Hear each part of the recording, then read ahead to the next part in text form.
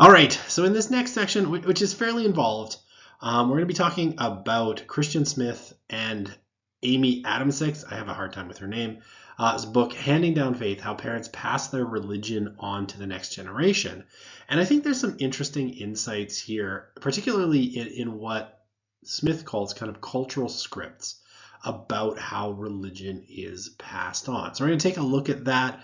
It's fairly involved, so just bear with me. So, in the first chapter of this book, Smith refers to the kind of cultural script around religion in the following way, right? So he says, parents are responsible for preparing their children for the challenging journey of life, during which they will hopefully become their best possible selves and live happy, good lives.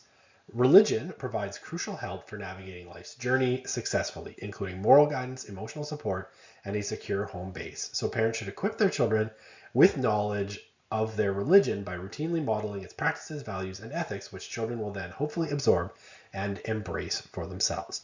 Okay, so this comes out of a study of kind of religious transmission, which is sort of branches off the National Study of Youth and Religion for Christian Smith and his team, right? So, it comes out of about 300 interviews. So it's a fair, so this is qualitative work and good qualitative work. And basically what this is kind of like MTD in a sense, right? So if you remember moralistic therapeutic deism from, a few lectures ago, this is basically a kind of cultural script. And this is sort of what Christian Smith likes to do, right? He likes to distill down what people are telling him into basically a kind of codified way. Now, none of the parents involved in this study, and these are just religious parents, right? So they interviewed just religious parents to sort of get a sense of what those religious parents thought about religious values and their kids and transmitting faith. Right. Okay. So super easy, right? Barely a problem. Smith likes to distill these things down into these really tightly packaged sort of set of statements, right? And this is basically what he says, that these parents, when you kind of distill down and code all of the things that they were telling Smith and his team, this is essentially what they were telling him at the end of the day, right? Now, I mean, there's a couple of things to note here. I think, and we'll go through because there's a whole bunch of different parts of a kind of cultural constellation around religion that Smith talks about in the book. And I want to go through most of it, right? I want to actually go through big chunks of it in kind of short order. What's in here? What really strikes me when I read this? Okay. So parents, responsible for preparing their children for the challenge journey of life, no surprise there. And hopefully their children will become their best possible selves and live happy, good lives. So I think we maybe hear a little bit of the echo with MTV, right? What's the point of life? It's to be happy and feel good about yourself, right? That's a little bit of what's there as well. Religion provides crucial help for navigating life's journey successfully, right? So religion is important, but what does it do? It gives moral guidance, emotional support, and a secure home base. So what I'll say about this, when I look at this, as a sociologist of religion, what I see is statements about the value of religion that are entirely instrumentalized, right? They are about what tools religion offers, right? So when we say instrumentalized, it turns everything into a tool. So this is instrumentalizing faith, right? It is a set of moral guidance, emotional support, and a secure home base. It makes very little reference to, say, the divine, supreme being, ultimate reality, or whatever it happens to be. Religion is there for entirely worldly purposes in this cultural model of religious transmission. It's not really, in a sense, about the religion.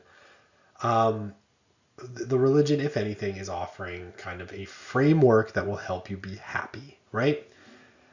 So, I mean, whatever you think of that seems to be the script that Smith and his crew discovered. And he says he sort of had a small army of graduate students working on this and putting these codes together and trying to figure out what they meant until he and Adamsick kind of put it together. Yeah. And I mean, I think this last part of it, right, that parents should equip their children with knowledge of their religion by modeling its practices, values, and ethics. Okay. I mean, nothing wrong with that. That seems pretty straightforward and I think fairly interesting. I don't see anything inherently wrong with that statement, but right, practices, value, and ethics modeled. This is a relatively, I think, passive way of teaching religious faith, right? It's about routinely modeling these things, not engaging in, what Dean might call these behind the wall conversations. I don't think there's anything about this that looks like behind the wall conversations, right? This looks like, okay, I'm going to live my life and live my faith. And I love this part. This part, gets me. Hope which their children will then hopefully absorb and embrace for themselves, right? Almost like osmosis, right? So again, I mean, I'm nothing wrong with this. I'm being maybe a little bit unkind in my tone, just because I think it's really interesting, right?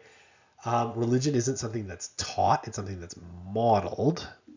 I don't necessarily disagree, though the express teaching of particular religious doctrines would probably be helpful as well. Um, but the fact that it's modeled and taught, and that there's a sense of like, okay, hopefully children will then absorb and embrace it for themselves, right?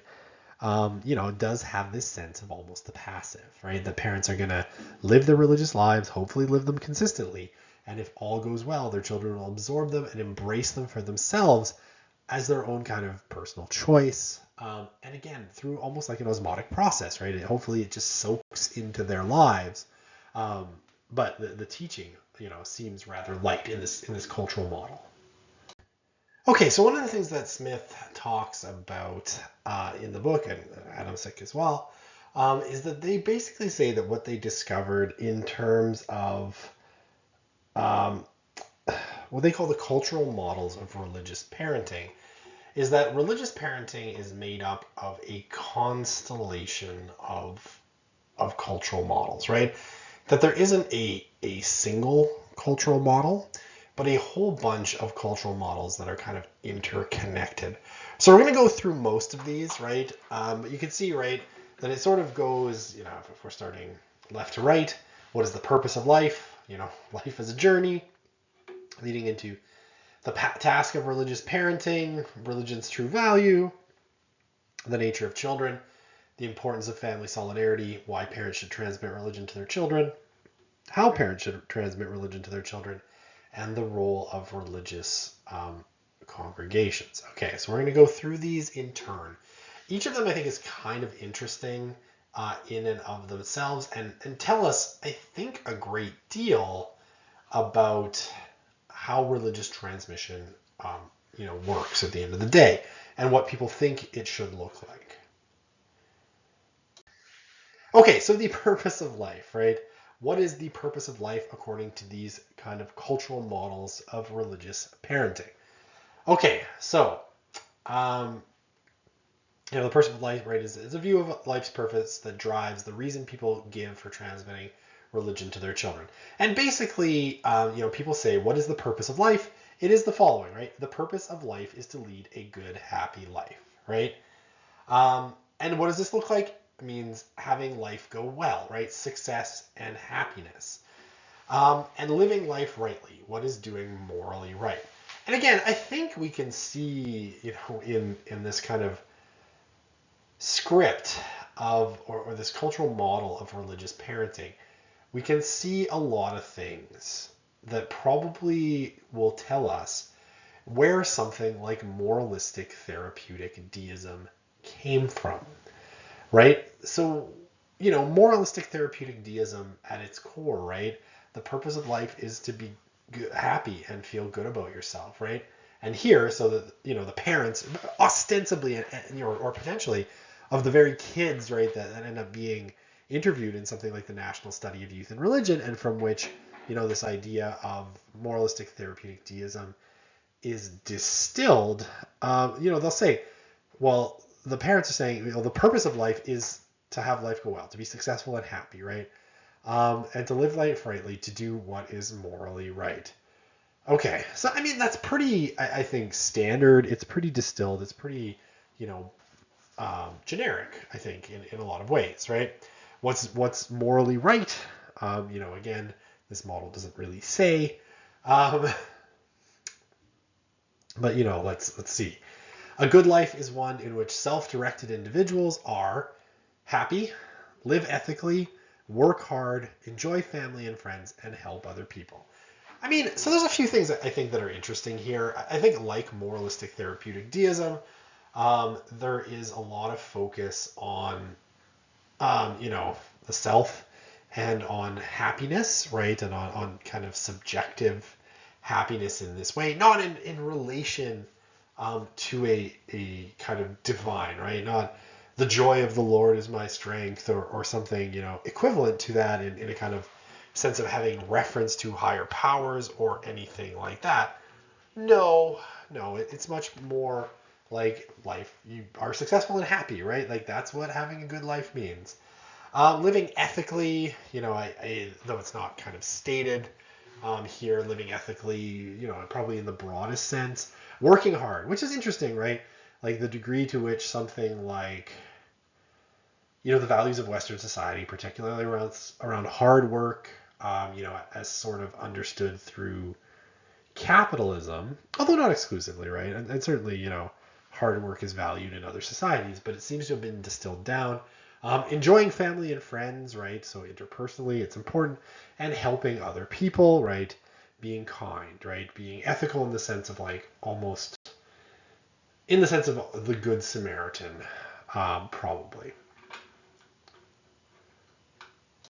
Okay, so as part of this, there's other components of this as well, right? So what is a good life, right? A good life must be self-determined, right? It cannot be that you're living in a way that you didn't choose, right? It has to be self-determined at the end of the day.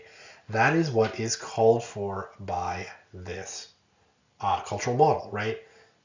Okay, and it has to be pursued in ways that are true to each unique individual. Now, I find nothing surprising in this in the slightest. However, I do think it's really, really interesting, right? And it reflects the kind of society we're in, right? And I think your reaction is probably going to be a lot like mine. It's like, well, of course, it should be pursued in a way that's true to each individual self, right? What else would it be? Like, how else would you do this, at the end of the day? What I do think is interesting here, though, so good lives must be self-determined and pursued in ways that are true to each individual. Okay, makes sense. But they should not be individualistic, isolated, or selfish. And again, I think that's really, really interesting, right? It's like there's a recognition amongst these religious parents that were interviewed by Smith and Adamsick, that too much individualism is definitely isolation, and being selfish, should somehow be avoided while also being self-determined and pursued in ways that are true to each individual. Okay. I mean, there are some contradictory elements there, right? I think it's not all contradictory, but certainly, how this would be made to work from a cultural perspective is, I think, a little bit mysterious to me. Okay, they must always be realized and enjoyed with others. Okay, so this is a community. Like, your good life is going to be one where you have friends, right? Where you're in and with communities, with groups, with families, and probably with a marriage partner. So interestingly, right, the self-determined individual, pursuing, life in ways that are true to each unique individual has to be done, in and with communities, with others, with groups and families, and probably with a marriage partner. Now, I do think some of these things are potentially at odds, right? And this is true, I think, of cultural models in general. Cultural models, because they exist sort of at the level of the popular mind, right? They're just what people believe, right? They're not thought through. They're not really well conceived, right? It's like moralistic therapeutic deism. If you stop and think about it for too long, moralistic therapeutic deism sounds kind of dumb, right? It's very bare bones, and it's probably not a great model for living a good life. And yet it's a cultural model, right? It's a cultural model of God amongst American teenagers, according to Smith. Because cultural models aren't thought out, right? They are just the assumptions that underlie people's lives, right? And so this cultural model says, be your true self, your unique individual self. You must be self-determined, but don't be individualistic, isolated, or selfish. And it should probably be done in communities, and probably with a marriage partner, so someone that you're sharing your life with, and probably attuning your life to their individual, unique self, and all of that fun stuff. Again, nothing to say that any of this is wrong. It's just not always going to be tremendously coherent at the end of the day.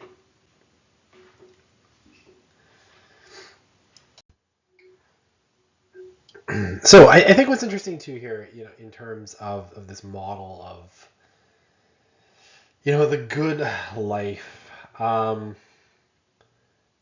think there's a lot to potentially say about this. So the purpose of life, right? Good lives achieve a certain quality of life in the here and now, right? So it's about living a certain quality of life, which I do think is deeply interesting, right? It's very worldly, so, when we talk about the cultural models of kind of religious transmission and why you should pass religion on to your kids, the idea of living a certain quality of life in terms of material wealth is an interesting one. They are not primarily about the hereafter, right? Preparing for the hereafter, eternity, or some ultimate reality. It's about the here and now. Yeah, so if you have in order to realize life's purpose of living well, you have to be equipped by others with preparation, learning, and competence for the task of self-realization, right? Again, this kind of idea of self-realization, or again, you heard it in moralistic therapeutic deism, right? This idea of living a good and happy life, feeling good about yourself, right? All of this is important, right? And you have to be prepared by others for this, right? Preparation, learning, and competences. Without that, you might be lost, compromised, or fail in life. But at the end of the day, it's up to each individual person to find their own path, right? This is not something that you are being guided down at the end of the day. This is, you have to find your own way. You can go your own way. You can go your own way. So, what Smith says is that the next kind of related cultural model is what he calls life as a journey. Okay, so what does this look like? Like life in the world, right? Life is a journey in the world, and each individual must try their best, right? You have to work hard to make it go well. But interestingly, right, these religious parents that were interviewed, the sort of consensus was that the world outside the home is out there, right? It's out there. It's the world outside. And it offers potential for growth, right? For a person to get better, for achievement and fulfillment. But also there are threats in the world out there, right? Instability, confusion, danger, and failure. So the world presents a variety of paths to travel and options to choose, right? Some good, obvious, and some bad. What I think is interesting here, and again, whether this is, I think this is probably universal. I tend to think of it in sort of, when I think of religious people, I tend to think of, I know what they mean when they say the culture sends some bad messages that, if believed, threaten the success on life's journey. Right. So the culture, and in quotation marks, the culture sends some bad messages that, if believed, threaten success in one's life journey. Right. So this could be messages around being more isolated, more selfish, not being a kind person, putting yourself first. Bad messages, it could have to do with things like sexuality, right? And I always think of like the culture, this is usually code for some kind of Hollywood cultural apparatus or the broad kind of culture that tells people to live in a certain way. If you're thinking like Carl Truman's Rise and Triumph of the Modern Self, right? The culture, prioritizes the values of the sexual revolution, right? And that would be essentially what Truman would read it as.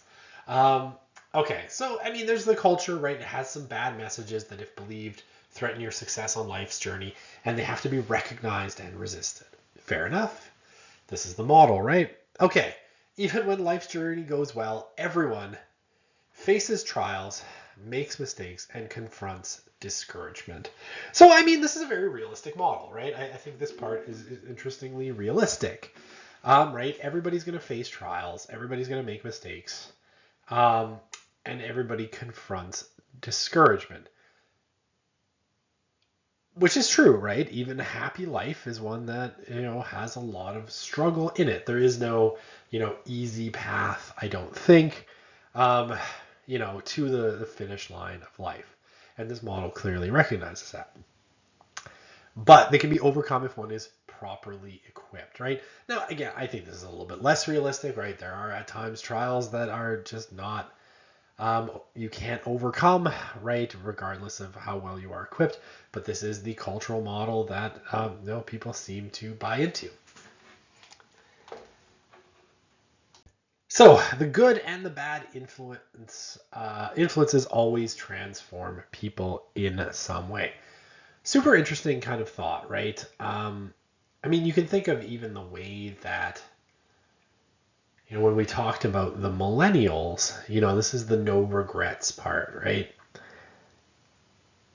Whatever you experience ultimately influences you in some way, right? And it could be for good or it could be for ill.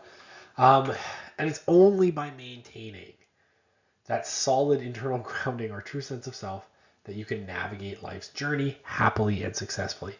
So again, interestingly, again, these are religious parents, right? These are religious parents talking about, what they think life's purpose is.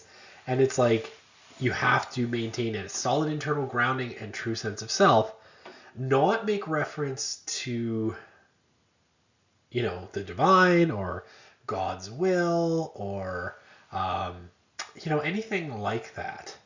And again, this isn't wrong. It's interesting, right? I look at this and what I see is a strongly kind of secularized narrative, right? And this would be, I think, in the realm of almost micro-secularization, right? If you want to talk about Chavez's categories, right? Solid internal grounding and true sense of self to navigate life's journey happily and successfully. And again, there's nothing wrong with this model inherently. I do want to stress that. But what it does suggest is that people have been secularized at their internal level, right? People aren't making reference to, a happy life and, good and bad influences. You have to turn away from sin and towards God, right? You have to, try to figure out what God's purpose is for, is in your life, and then align yourself with that in some way. That's not the model that's being proposed here. What's being proposed here is a micro-secularization kind of model of live your best life now, in a sense. No, I'm being sarcastic there. But about, everything having reference to your own grounding and your true sense of self as ultimately the one that's going to lead to happiness. It's not, by rejecting materialism and I'm thinking here of the Buddhist sense, right? Rejecting materialism and detaching yourself from the world, or doing the will of Allah, or following the practices of Islam. It's not about, like in Christianity and Judaism, like trying to figure out God's will and aligning yourself with that, following the commandments, following the practices. In some way aligning yourself with the divine will. No, this is about maintaining a solid internal grounding and a true sense of self. So that psychological self, that therapeutic, right, that Philip Reef talked about, and again, it's not bad. It's not wrong. I always worry that the way I talk, with all the emphasis I put into it, because I'm really interested in this. um, suggests that I'm like talking down to it, and I don't mean to at all. If that's sort of how you hear my voice, um, but there is a therapeutic aspect to this, right? There's a kernel of true self that you should be digging down into and making reference to that so that you can navigate life's journey happily and successfully. And it's a very different kind of story than giving yourself over to the divine, right? And again, these are the religious parents. These are not, this is not a mixing of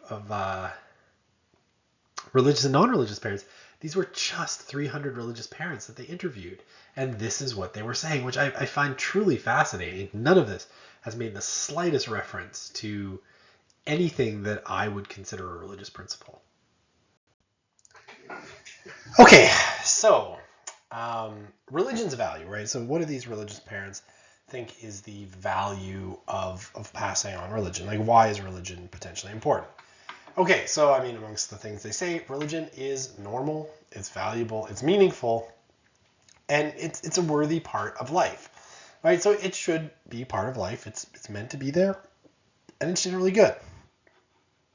And in its general principles, right? So the things that are kind of shared between most major religions, right? Something like, the golden rule, or something like that. It's basically a good thing, right? And it should be, it should not necessarily be treated with skepticism or indifference, right? Everybody should more or less want to be part of it, right? Or use it in some way, right? But certainly you shouldn't doubt it, right? As long as it's in its general principles. Okay, I mean, that's pretty straightforward stuff, right? Okay, now this next part. Like anything else, it can be used for good or for ill, right? So people recognize, and I think are aware that, religion in whatever form it takes has sometimes been used for, perhaps we shall say, not the best things, right? And there have certainly been people that have manipulated it for their own purposes, and that it can be misused, right? But the central teachings are good and valuable and practical. Okay, practical, I think that's a really interesting one. Practicality, I don't necessarily always think of religion as being practical, but apparently, that's what Smith and his team sort of distilled. Now again, this is an interesting one. Its value, its goodness, and its practicality all have to do with the here and now rather than the afterlife, right? So again, it's weirdly religion in a very practical, very instrumentalized sense, right? It's good for the here and now. It will make your life better. And that's why you should ostensibly be religious, right? Because it will make your life better. Not because, and again, I don't want to stress this too much, but I think it's important. Not because you're trying to get to heaven, not, because good people go to heaven when they die, that now we're talking moralistic therapeutic deism again. That seems to be the easy part. But because you'll be closer to achieving your self-fulfillment as your authentic self with religion, right? Which again, I find a genuinely confounding concept, religious systems, which typically force the individual to fit into, things beyond themselves, right? Things and kind of ways of being that are beyond themselves. But in this sort of cultural model, actually, no, not so much. It has to do with the here and now and living your best life and being a happy person. Which again, there's nothing wrong with it, and I'm being, it's late as I'm trying to record this. It's challenging. It's challenging for me to kind of reconcile these two things because, I tend to see religion as somewhat, more focused on, aligning yourself with superhuman powers of some kind. With the goal, especially if we talk about, say, Christianity or Islam or Buddhism, in some way aligning yourself with that universal force and with a mind to some kind of hereafter.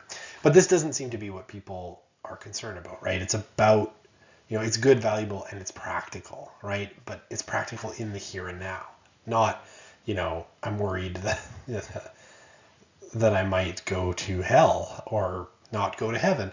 This if anything, puts, I think, puts to flight any kind of, particularly Marxian notions that people are mostly religious because, they're told that they have to follow the order of society or they'll be on the wrong side of God, right?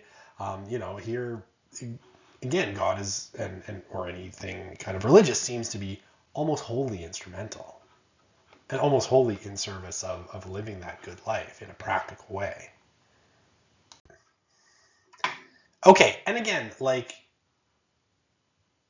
these are all things that said, what religion does to help people, right? How religion helps people, or how religions help people. Well, they help them have the right values, right? Okay, right? Again, a fairly distilled notion of the right values, right? It's like, do unto others as you would have them do unto you, the golden rule and that, and to be a good person. Okay, so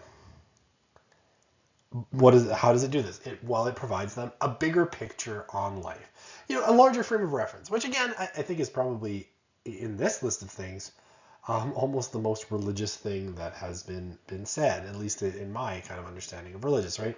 It offers a larger perspective on life and the world than you would get otherwise. So a bigger picture on life. Feelings of peace, right? So it lets you feel at peace. Feelings of comfort, right? Okay, comfort is good. Protection, against the vicissitudes of life, right? And the hard things. It gives you a sort of moral shelter, right? Or a spiritual shelter, and belonging through religious communities. And it does this, amongst other things, by reducing anxiety and increasing well-being. Again, all of these things are quite instrumental. And again, I don't want to stress it too much. I know I've said that like 6 times, and I continue to stress it. But I do think it is profoundly interesting, right? It helps you be a good person. That's instrumental value. It helps you have the right values. Again, it's instrumental value. It's not that it puts you in contact with the divine, right? Or you get to know the person of Jesus, or detach yourself from your desires that cause you to, remain in the cycle of suffering, or any of these things, right? It's not that it teaches you the noble truth, the 5 noble truths of Buddhism or whatever. It's that it gives you the right values and helps you be a good person. Okay. Gives you a bigger picture on life. So, in a sense, that's, like I said, probably the most religious thing. Feelings of peace, comfort, belonging, and it reduces anxiety and increases well-being. All things I think of principally instrumental value. Okay, so according to these participants, what else does religion do? Well, amongst other things, it has pragmatic social benefits. It's good for fostering citizenship, or good citizenship rather, right? So it helps people become good citizens of, in here, because we're talking about the United States, right? Good citizens of the United States. It strengthens societies, and it upholds morals, right? Again, all things I think that are good things, but principally instrumental, right? And no reference to, gives people a relationship with any kind of divine being or anything like that, right? It's all much more instrumental than that. Okay. And religion is also good because it provides cohesion and solidarity in family relationships, helps marriage, and helps families get through hard times. And then, of course, again, on a moral point, it helps keep people in line and reduces the natural tendency to stray and misbehave in self-harming ways. So, it's good principally, for, reasons of social cohesion, right? Durkheim himself couldn't be prouder of this kind of definition, right? It's good for creating shared norms and values, right? It's good for fostering citizenship. It's good for helping build society, right? Upholding morals, cohering families, right? And solidarity in family relationships, right? Again, nothing wrong with any of this. It is a very, I think, functionalist kind of way of reading religion, oddly, right? At a kind of popular level, right? This is a very functionalist way of reading it, right? It's all about providing values, controlling morals, and cohering society. And, that in itself is kind of interesting. Okay, a bunch of interesting points here about what people perceived as religious truth. Okay, so deeply ingrained in kind of the American psyche is this view of religion that essentially, for all intents and purposes, all or most religions are after the truth, right? And this, if you think about it in sort of metaphorical terms, I don't know if you ever heard someone kind of refer to it in this way, but this is the idea, I think, that, the truth or God or whatever is a mountain, right? And all religions are essentially seeking a path up the same mountain, right? They're all different paths up the same mountain, but they're all essentially seeking after the truth, right? Some greater truth. Okay, now, of course, some people, some minority of the respondents, felt that a particular religion teaches the truth, right? That basically, there is one truth, right? And I mean, I think you would probably expect that this is, probably Judaism, Christianity, or Islam. That is the religion that people felt taught the truth, right? That there is one truth, and it is expressed solely in that religion. But that was a kind of minority position amongst the respondents. They thought two religious truths were paramount, right? Basically, that children should learn or believe in something bigger, right? That there should be a greater frame of reference than just themselves or, consumerism or whatever it happens to be, and that religion can help people live good lives in this world. Now, what I thought was interesting, in this kind of section of Smith's description is that beyond those two key points, one of the things that Smith suggested is that people can pick and choose from religion what works for them and discard what doesn't.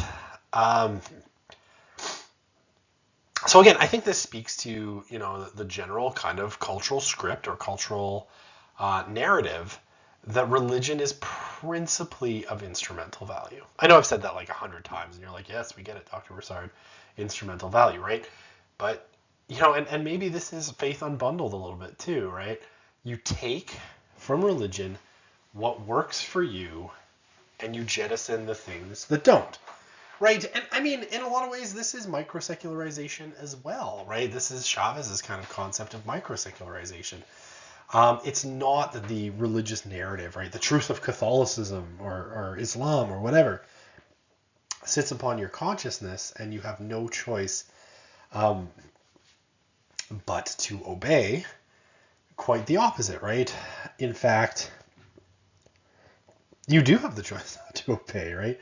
You can pick and choose what you need and what you want from religion. And again, this is not a good or a bad thing. I don't think that it should be thought of in these kinds of moral terms, so certainly not from a sociological perspective. It is interesting, though, right? It is a very different way of conceptualizing faith, right? It's not this whole bundle that you take the whole of. It's like, if you're Catholic, you're Catholic. You take the no contraception and you take the rosaries. The two are indistinguishable and inseparable from each other, and your allegiance to the Pope and all that jazz. It doesn't seem that that's what people think, right? It's like, take what you will, take what you can, and get rid of the rest. The next one is kind of an obvious point, right? Exclusivity, superiority, and fanaticism are bad, dangerous, and must be avoided, right? It's a very pluralistic society. This is sort of Dean's point as to the utility of something like moralistic therapeutic deism, right? It gets us around this question of religious exclusivity in particular, right? Again, all religions are more or less after the truth in some way, shape, or form. Superiority, thinking your religion is better than someone else's, right? It would be that's seen generally as a form of fanaticism and judgmental. And fanaticism, right? You don't want to be a fundamentalist or an extremist when it comes to religion.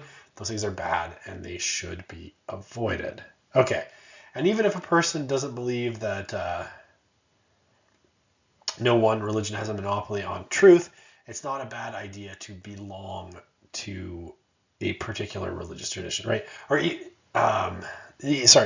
if a person doesn't believe that one religion has a monopoly on the truth, it's not bad to belong to a particular religion, right? So you should belong to a particular religious tradition, right? Rather than floating around, you should kind of pick one at the end of the day that works for you, and that ultimately is, fundamentally how you should do religion at the end of the day. So again, I mean, I find it interesting, right? Pick and choose what you want. The frame of reference is just children should learn that there's something bigger, and religion can help you live a good life. Outside of that, whatever works, do that. Okay, so why should parents pass religion on to their children, according to this, according to people's own kind of words? Okay, so principally, religion can help children navigate the journey of life, right? Life is hard, and a parent should give children as many tools, love that word, tools, as possible to navigate it successfully, right? And religion is just one of the various tools that parents can offer. Religion offers valuable help in the form of guidance, okay? Comfort, okay? Rest stops offering rejuvenation and aid. A home base or grounding. And this one is kind of interesting. When a child's life journey goes down a wrong path, they can always return home and through religion reset themselves. And this is a really interesting one for me. That it's a grounding, in a sense, a grounding in tradition and in some moral values that ostensibly have some grounding in something greater. And if you go down the wrong path, you can always turn back, like return to religion, right, and reset yourself, kind of reset your morals and values, reconnect with ostensibly who you are. How many times have I said ostensibly in this lecture? Oh my goodness. And just kind of keep going from there, right? So yeah, a home base or grounding, right? A kind of place to return to, right? A kind of waypoint that you can always come back to get back to kind of an authentic or grounded self, I think is a really interesting sort of religious notion that these parents have. Again, given the sort of generally lax way that religion seems to be conceptualized, right? Not the truth, but some version of the truth or some path up the mountain of truth. Why this home base or not another would be, better than another, I have no idea. And yeah, I mean, this last one, that religion glues families together, right? So common shared values and tradition, obviously, I think is a strong kind of binding for families. And the respondents seem to reflect that as well. Okay, so in terms of religious parents, what did they think that their religious congregations are supposed to do? Okay, so they all sort of felt that, parents are the primary, kind of people responsible for passing down faith, right? That they seem pretty clear about that. No big contentions there. Religious congregations are secondary and they're mostly there for support, right? And they should be reinforcing what parents teach at home. Okay, and Smith is, I think, honest here, and I think it's a good thing. Reasonable parents have only modest expectations of what congregations offer them and their children. So what they thought was most helpful, right? A general sense of being inviting, right? So religious communities should be inviting. Comfortable communities, right? You'd hate for a religion to challenge you in any way. So they should be comfortable communities where people have positive experiences, right? Kid appealing programs that teach the basics. And I mean, this speaks in a sense, to some other things that, we find in the literature on sociology of religion. Why do a lot of parents take their children to religious services? Well, principally because they want them to learn kind of basic morality, right? And this is why, we see, as their children get older, a lot of parents essentially desist from religious service attendance because it was entirely instrumental to get their children, some kind of grounding in the basics. After which point, religious congregations are not that interesting or that important. Okay, making religious attendance fun for children. Okay, some kind of program for children, and therefore easier to get them to participate is appreciated, right? So something that makes religion and religious life and going on Sunday morning or whenever you happen to go less of a chore is appreciated. Okay, and then, but here I think is the shall we say the catch-22. Specifically, religious aspects like theology, liturgy, and doctrinal teachings are not especially important when it comes to parenting. So what parents are concerned with is less theology, right? They broadly do not care what the actual theology of a place is. They care about the programming, right? That seems to be what's kind of implied here by Smith. They care about the programming, right? Is it fun for their kids? Is it welcoming? Is it comfortable? Is it all of those things? The theology is not particularly important. And I mean, just anecdotally, you see this, in churches in Edmonton, right? Mega churches, right? The kind of mega churches as they are in Edmonton. They're not mega churches as the way like we'd see in the U.S., but there are definitely some mega churches in Edmonton. Places like Hope City Church used to be Millwood's Pentecostal Assembly. Now it's Hope City Church. A huge church, 44 people on staff. And people will often swap in there. Why? Well, because they have great programming, right? They have a huge team that deals with their children's ministry. And so they're able to offer a lot of really, fun, interactive, energetic programming because they have a lot of specialists who are basically in that job. Now, people swap into, Millwood's Pentecostal Assembly, or I guess Hope City now, often without really questioning what the theology is. If you went to the website of Hope City Church, as I have on occasion, just because it's always curious to me, theologically, it's quite difficult to sort of work out outside of a bland evangelicalism, sort of what they believe specifically. And it's just not important, right? It's a busy, energetic church because it's welcoming, because it's comfortable, because it's positive experiences, and that's what people are looking for. Liturgy, right? Is the way that, this is kind of a Christian way of thinking. This is coming out of the States, a lot of Christians in the U.S. Liturgy, the way the service proceeds, right? The way it's done. How should God be worshipped? Should he be worshipped through rock music or liturgy? Most people are only looking for something that sort of resonates or at least isn't boring, right? And I think that's more or less what Smith is suggesting. And I mean, doctrinal teaching, it's not that important to most people. And I mean, they're going to take, if we go back to what was on a previous slide, right? That's not surprising. They're going to take and leave whatever they feel like at the end of the day anyway. So why would they be all that worried about the theology, the doctrine, and the liturgy? Because chances are they're going to be picking and choosing. So interesting stuff, right? What do they expect of the religious congregations? Fun, right? Engaging, something, to help them with the task of religious parenting, but not to do it for the most part. And it should be fun, engaging, and welcoming. Okay, so what's the nature of children according to these kinds of linked or constellation of cultural models? Well, I mean, not surprisingly, right? Every child has within them the best self that they could be, right? And really, how to put this? There's a really Rousseauian sort of sense of who children are in, and one that I think, frankly, I've never been all that aware of. I've always been much more locked into a kind of John Lockean sort of sense of children as a blank slate, as the sort of template of what we think of children as being in our society, right? The blank slate where anything can be written. But reading this chapter on these cultural kind of scripts or cultural narratives, I'm struck by this idea in religious parenting. Especially the second one, right?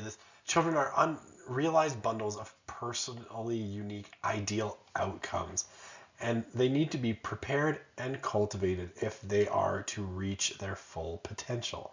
I mean, this language, darn near, right? It comes straight out of Jean-Jacques Rousseau, the Enlightenment and kind of romantic French thinker, who amongst other things wrote Emile, but whose philosophy of children and their development was that being kind of closer to the state of nature and kind of natural human inclination,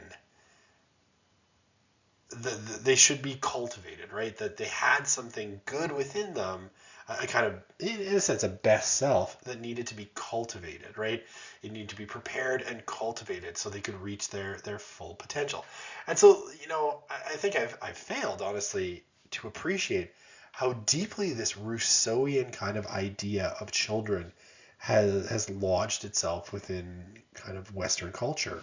Certainly, I mean, here we're talking America, but I don't think any of these ideas are so foreign that a Canadian, would necessarily disagree with them in major ways.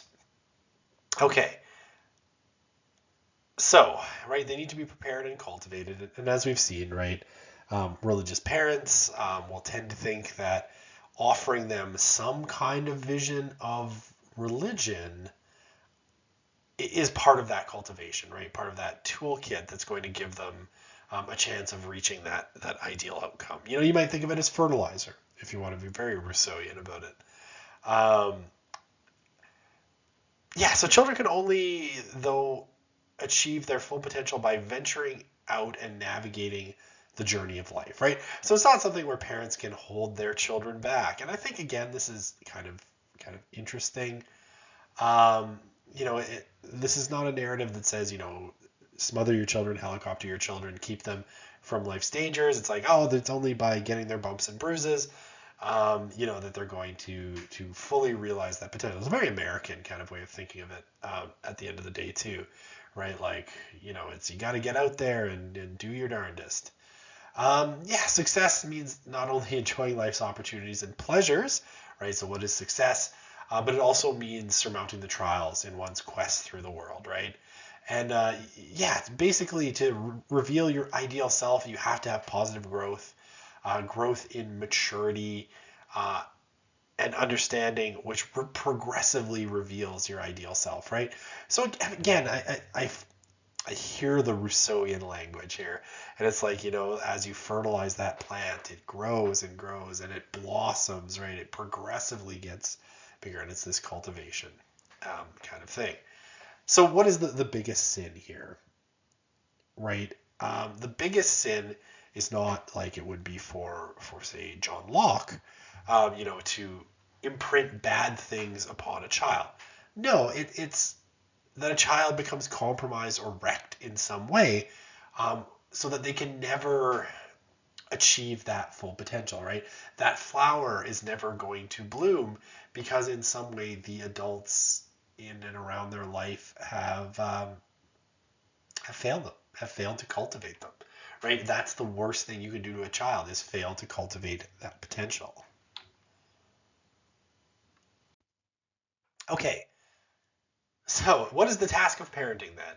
So, I mean, pretty straightforwardly, the central task of parenting is to equip children to enjoy all that is good in life, woohoo, and navigate and endure and overcome difficulties, right? That is what parenting is supposed to do. Good parents, right, provision their children with grounding, learning, and resources they need to overcome life's challenges and emerge stronger. And parents, should enjoy their children, right? They should, love their kids, enjoy their kids. It shouldn't be a chore to raise children, right? They should get to know their kids and all of these sorts of things. Okay, now one of the things that I think Smith says that's quite interesting here is this task of parenting is made more difficult by two major complications. Right, the one that parents must never violate their children's ultimate self-determination, right? So, right, you as a parent of a young person, and these are religious parents again, so um, you can't take away your child's choice, right? You can't push too hard to push them in a certain direction. They must come to their conclusions themselves, right? They must find and discover who they are themselves. It cannot be a function of something that their parents do. All right, and number two, parents must not trigger teenage rebellion, right? This is one of the great fears, right? That, in the process of attempting to guide them, you'll be seen as too smothering, and then that your children will rebel and go against you. And especially, and this will have to do with the next slide, wreck that family solidarity, right? Become a kind of a problem for the family, or potentially long term, reject the kind of values that a parent has, and leave them in a state where they are, constantly at odds, right? Okay. So this means that parents, according to Smith, have to navigate a very narrow kind of passage. Like think of it like, a very narrow strait, right, with rocks on both sides. And on one side is overly lax parenting, right, which obviously is not ideal for cultivation, right? You're not going to be equipping young people with what they need if you are too lax a parent. But also on the other side, overbearing parents that would, violate their children's ultimate self-determination and potentially trigger teenage rebellion, right? Both of which would be bad. Okay, so what Smith says is, most parents place a high emphasis on and priority on family solidarity. Okay, so what does this mean, right? Basically, parents want a warm, close relationship amongst their grown children. So, like, looking ahead to when their children are adults, parents want, a close relationship with them. They want an ongoing, continuous relationship with their children. Now, one of the things that Smith stresses is that this doesn't mean that parents expect that, relationships with their children will be peaceful when they are living at home, right? There's a sort of expectation that there's going to be a certain amount of friction when people are growing up. They must be looking at my house, where my children fight constantly. Yeah, major divisions with children, though, would be deeply saddening. And so basically, like, one of the goals of family life then for Smith is that you should do anything you can to foster common values, right?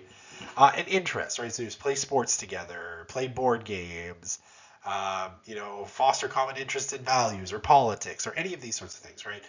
One of the goals of parenting is to foster common values that will bind you to your children, right? That will hold you together with your children for a very long time.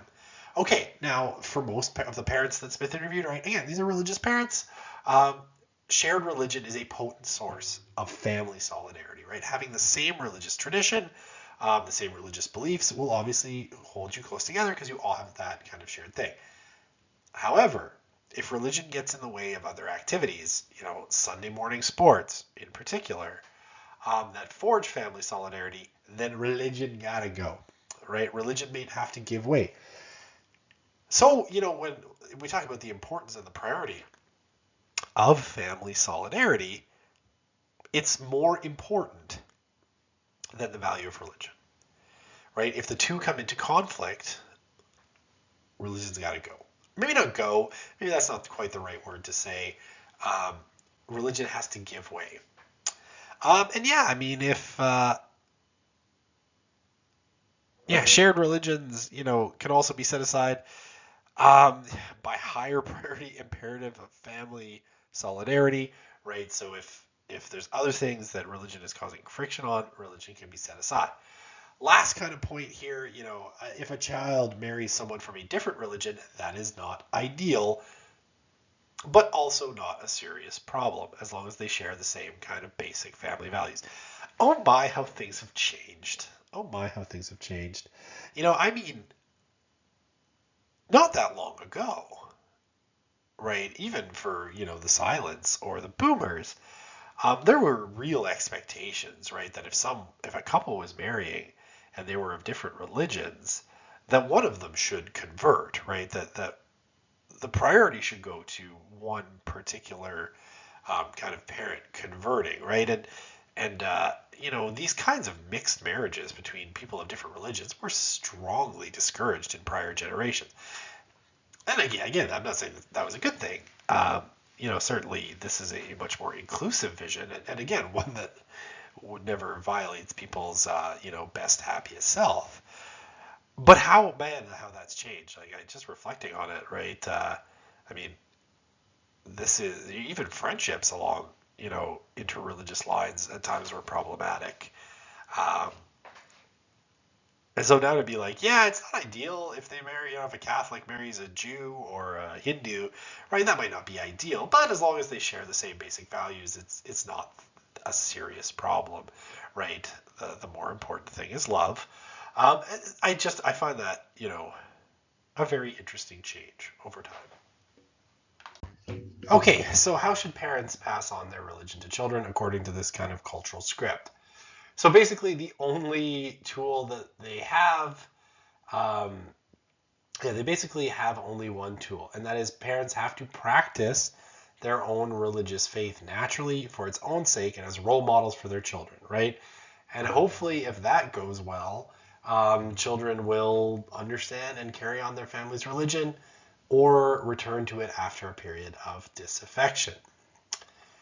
So basically, again, this has this very kind of passive model to it, which, I mean, I think is a bit odd. I know we everything we value, right? That we think is really important. We tend to be very explicit about with our kids, right? I think as a general rule. So it's like, but with religion, the cultural script seems to be like, well, we just have to live it, and hopefully, they learn, absorb, and embrace that vision of faith almost unconsciously. And I put it in italics. The emphasis there is mine. It's not Smith. But almost unconsciously is such a bizarre kind of way of thinking about it. Like, would people accept this in any other kind of way of teaching people to be in the world, right? Or should they learn math almost unconsciously? That doesn't seem to make sense. But apparently religion is, religion is treated differently by people, which I think is really intriguing. It should be practice-centric, right? Raising religious children should be practice-centric. You live your faith and your children will learn. If children ask questions, parents should answer as best they can, right, as they're equipped. Parents can share religious observations on occasion, but they can never preach, right?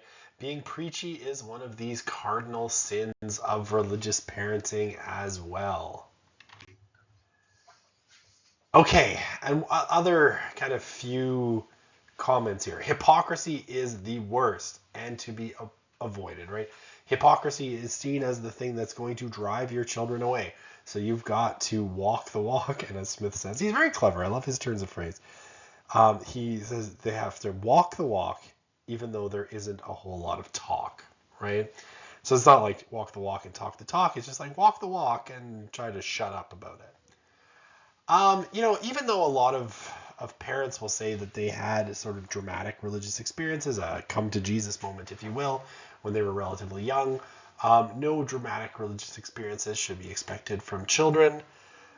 Instead, passing on faith should be gradual, natural, and intuitive. And then when it comes to, making your kids go to religious services, young children should be made to attend religious services, right? Because they shouldn't be given choices. But teenagers, especially as they get older, should be allowed as self-directed individuals to make informed religious decisions for themselves, right? And informed there is in quotation marks from Smith, not from me, because, how informed I think are adolescents about making religious decisions, right? I think that's a real question, given especially that the way that, this kind of model suggests they've been raised in faith is a very passive one. Okay, so certainly these kinds of cultural models, right, are not exhaustive of everything that, religious parents believe and think and how they act, right? They offer, I think, a sort of sketch of where American society is with regards to its attitudes about, from religious parents as to how they should pass on the faith. And I think it offers some interesting kind of general insights. What is the thinking of people? How are they thinking about it? And I think we see, in a lot of cases that the general model is one that kind of pushes towards, you want your kids to be happy. It's a good thing, right? You should want your kids to be happy. And that religion is one of the cultural tools that exists within that. Now, is it the only one? I think it's pretty clear that it's not, right? I think it's pretty clear, from these models that people see a lot of different ways that children ultimately could end up being happy, and that they're willing to try lots of different things, right? And that's sort of at its core. Religion is just one tool amongst many. And I mean, it's an important one. It's where, they think values come from, and this idea of like a home base from which you can reset. There's lots of interesting things in this kind of general model of parenting. And I think, it might be an interesting exercise, just as you're thinking about this, to think how many of these, kind of general views do you share? Whether you're religious or not, because I know not everybody in the class is necessarily religious. How much of this kind of framework do you share, right? And how much of the sense of how values should be communicated do you share, either as a religious person or as a non-religious person? I think it's a kind of worthwhile thing to ask at the end of the day, and I think ultimately kind of interesting, right? I mean, all of this offers a good framework for understanding, how young people are parented and how values are transmitted to them at the end of the day.